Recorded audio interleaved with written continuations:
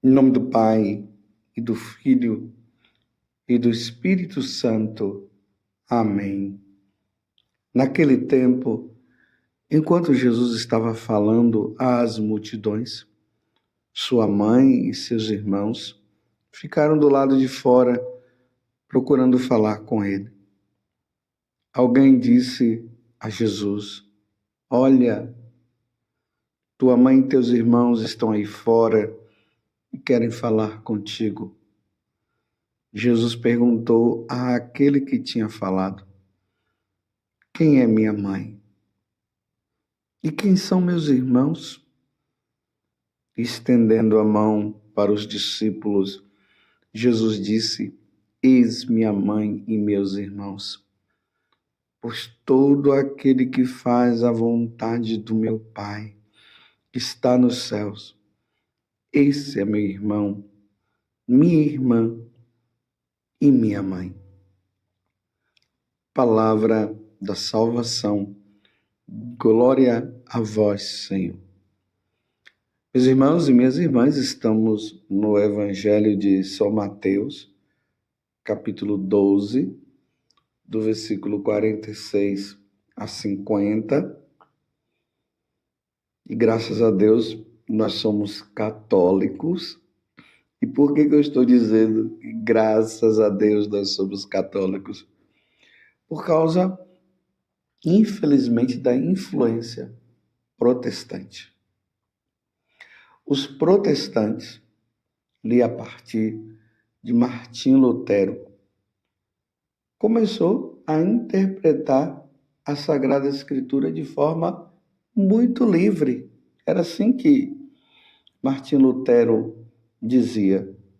Martim Lutero, que foi um padre agostiniano, um frei agostiniano, que se revoltou com a igreja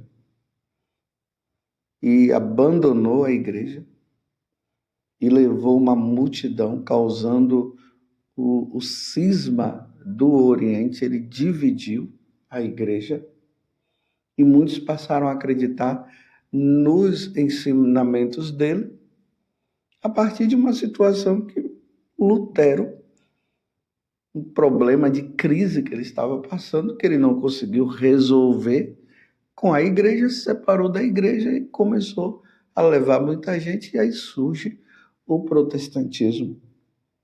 E aí ele passou a acreditar somente na questão da revelação divina. Para ele, a revelação divina não se passaria mais pela tradição oral e nem pelo magistério da igreja, porque o magistério da igreja, na pessoa do Papa e dos bispos, é que nos dão a interpretação clara para que nós possamos entender as Sagradas Escrituras.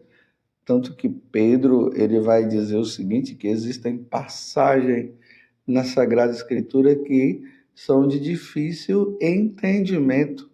E é o magistério da igreja que nos dá esse entendimento, que nos dá essa clareza, porque o Espírito Santo revela e nos ajuda, porque tudo isso vem da própria tradição da igreja. Então, ele excluiu a revelação que nos vem pelo magistério e ficou apenas com a livre interpretação da Sagrada Escritura. E o que seria essa livre interpretação da Sagrada Escritura? Você pega um trecho do Evangelho, você lê, você pede ao Espírito Santo que te ilumine, e aí você tem a sua interpretação, é Deus que está falando com você. Imagine, a pessoa pega ali a Sagrada Escritura, uma parte que ela não entende, aí ela reza, e aí começa a achar que é assim, e será assim, ponto final, porque Deus revelou para mim. Veja só que confusão, meus irmãos. Imagina a confusão. Então, não haveria necessidade aí dos protestantes ficarem ouvindo as pregações dos pastores, não há necessidade. Porque os pastores são quem? Aqueles que, na ideia lá das seitas, são aqueles que estariam interpretando a lei de Deus para eles. Na verdade, esses pastores, eles são uma imitação dos padres. Porque é preciso que você saiba de uma coisa. Até o século XVI só existia a Igreja Católica. É a partir do século XVI que surge o protestantismo.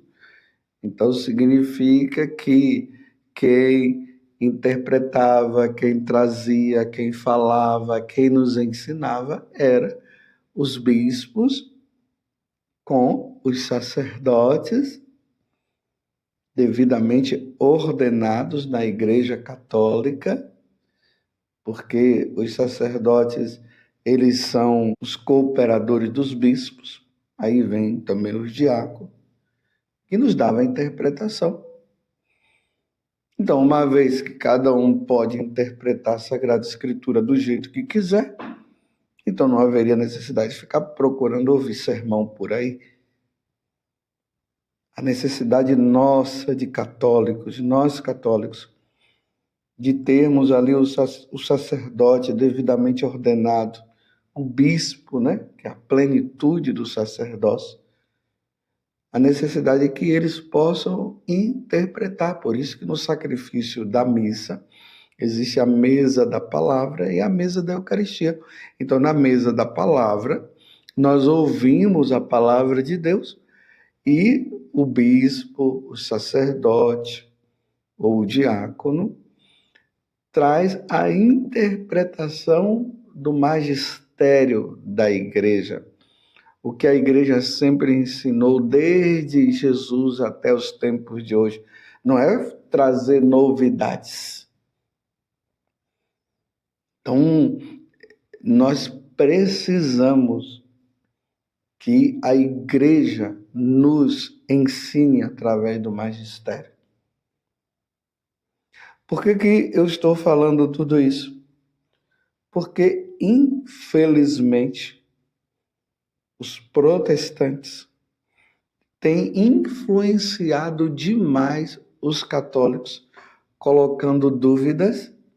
E, infelizmente, meus irmãos, nós católicos temos preguiça de estudar a doutrina da igreja.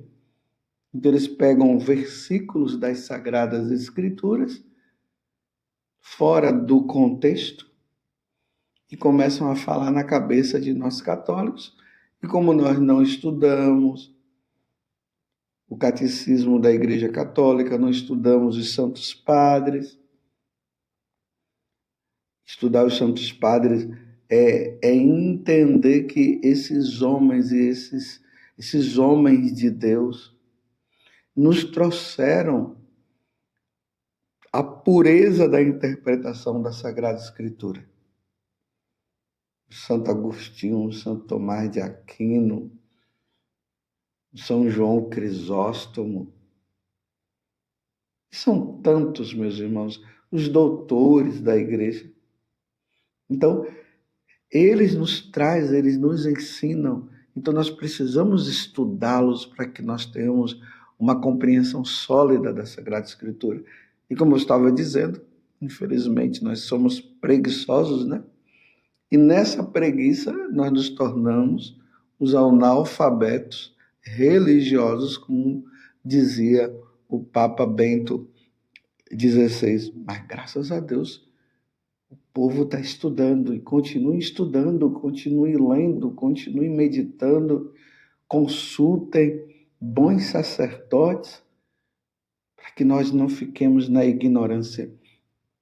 Então, os protestantes, aproveitando dessa ignorância, vão interpretando a Sagrada Escritura, protestando com aquilo que a igreja sempre nos ensinou, que foi o que aconteceu, infelizmente, com Martinho Lutero. Então, eles pegam essa passagem do evangelho de hoje e começam a dizer, está vendo, no evangelho de São Mateus, capítulo 12, do versículo 46 até o 50, ali fala que Maria teve outros filhos. E ali mostra essa passagem dos irmãos de Jesus e tal. E aí coloca uma confusão na cabeça. E a igreja nos ensina, através do dogma da virgindade de Maria, que Maria foi virgem antes do parto, no parto e depois do parto. E aqui está selado. Maria é virgem.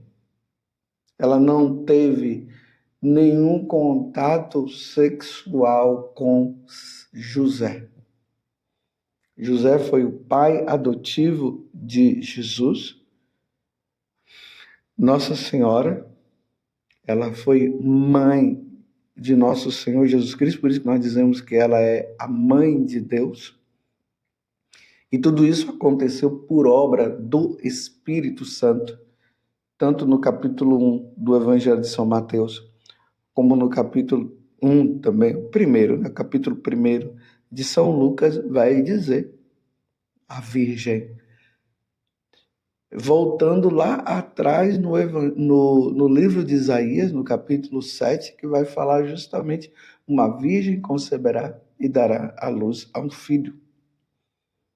E essa virgem, depois nós fomos saber que era Nossa Senhora. Imagina, mais ou menos uns 700 anos antes de Jesus vir, antes de Jesus ser concebido no seio de Nossa Senhora, Isaías já falava de uma virgem e ninguém sabia quem seria essa virgem, e essa virgem é Maria. Então tem muitos católicos influenciados por essa doutrina falsa do protestantismo que querem dizer que Nossa Senhora teve filhos. Teve sim um, Jesus Cristo. Imagina, meus irmãos, depois que Jesus nasceu, aí agora Nossa Senhora passou a ter filhos com José. É impossível, na minha cabeça é impossível de eu imaginar uma coisa dessa. Eu não tenho como imaginar. Maria viveu a santa castidade. José viveu a santa castidade. Maria é virgem, ela não teve outros filhos. Porque para o judeu, os parentes são irmãos, como para nós temos o primo, nós temos o tio, nós temos a tia e tudo mais. Na concepção dos judeus, irmãos são todos os parentes. Então, esses irmãos de Jesus são os primos de Jesus. Isso precisa ficar muito claro na nossa vida, para depois, meus irmãos, nós não começarmos a viver um erro que, infelizmente, o protestantismo trouxe. Eles ficam lá naquela preocupação de achar que nós somos idólatras, porque nós colocamos Nossa Senhora como se fosse uma deusa. Não, nós temos um amor muito grande à Nossa Senhora. Esse amor que nós temos à Nossa Senhora dá-se o nome nessa expressão, essa veneração, dá-se o nome de dolia. É uma admiração muito grande que nós temos. Então, nós prestamos esse culto à Nossa Senhora e aos santos, dá-se o nome de dolia. A Jesus e a Santíssima Trindade é o culto de latria, aí sim é a adoração. Nós adoramos a Santíssima Trindade. E Nossa Senhora, como está abaixo da Santíssima Trindade, está acima de todos nós, de todos os santos, dá-se o nome de hiperduria. Hiper, lembramos do hipermercado, um grande mercado. E aos santos prestamos esse culto de veneração, que é dulia, porque nós ficamos admirados. Imagine aquela pessoa que quando ela encontra um grande artista, a pessoa fica ali admirada. Imagine a admiração nossa quando nós olhamos para Nossa Senhora e dizemos: é a Mãe de Deus. Olha só. Foi para ela que o anjo apareceu. Lá no Antigo Testamento, no livro do Gênesis, quando Jesus diz: porém inimizade entre ti e a mulher, essa mulher agora é ela. Olha que admiração. Tanto que Jesus na cruz fala mulher, lembrando da mulher lá, que havia falado no livro do Gênesis, no capítulo 3. Eis aí o teu filho, eis aí tua mãe. No livro do Apocalipse, quando fala também daquela mulher, a mulher do Apocalipse com a coroa com a coroa na cabeça. Que coisa linda! E aí Jesus, no evangelho de hoje, está se expressando, dizendo que assim como ela fez a vontade do Pai, então nós vamos fazer também a vontade de Deus. E Jesus agora está expressando a nova família, a família espiritual. Essa família espiritual, e aí são o magistério da igreja que nos ensina, através dos santos padres, que Jesus está nos introduzindo agora nessa família espiritual, esta nova família, os católicos, aqueles que abandonaram as suas religiões e foram batizados porque passaram a crer em nosso Senhor Jesus Cristo. Então essa igreja católica, que é essa grande família, essa nova sociedade daqueles que creem em Jesus, que participam do sacrifício da Santa Missa, que lutam contra o pecado, que procuram viver os mandamentos, que vão se santificando dia após dia com os sacramentos. Essa é a nossa família. E quem é este povo? É aquele que faz a vontade de Deus. Esse é meu irmão, é minha mãe. Isso sim, esse sim. Esse é o povo que aguarda a segunda vinda de nosso Senhor Jesus Cristo. Este é o povo que aguarda um dia a sua passagem desta vida para viver eternamente no céu, vivendo a vida divina. Este é o povo que são filhos de Deus, filhos adotivos por meio de nosso Senhor Jesus Cristo. Não são meramente criaturas, não. São filhos adotivos de Deus, que professam a fé, que lutam contra o pecado, como eu já disse. Que Deus nos ajude, meus irmãos, no dia de hoje, a não nos deixarmos levar pela doutrina protestante, pelos ensinamentos dos protestantes. Nós já temos a nossa igreja, nós não precisamos buscar fora o que nós já temos aqui dentro, e nós já temos aqui tudo. No protestantismo falta muita coisa, falta o sacramento da Eucaristia, falta o sacramento da penitência, falta a missa. Eu não sei como é que conseguem viver sem a missa, eu não sei. Falta tantas coisas e nós não, nós temos tudo, graças a Deus. Rezemos pela Igreja Católica, rezemos pelos protestantes, que eles possam encontrar a verdade, que eles não se deixem mais influenciar por aquilo que Martinho Lutero fez diante de uma crise que ele estava vivendo. Louvado seja nosso Senhor Jesus Cristo, para sempre seja louvado, e a sua mãe, Maria Santíssima.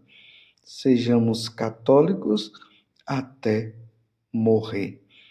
E desça sobre você a bênção de Deus Todo-Poderoso, Pai, Filho e Espírito Santo. Amém. Eu amo ser católico.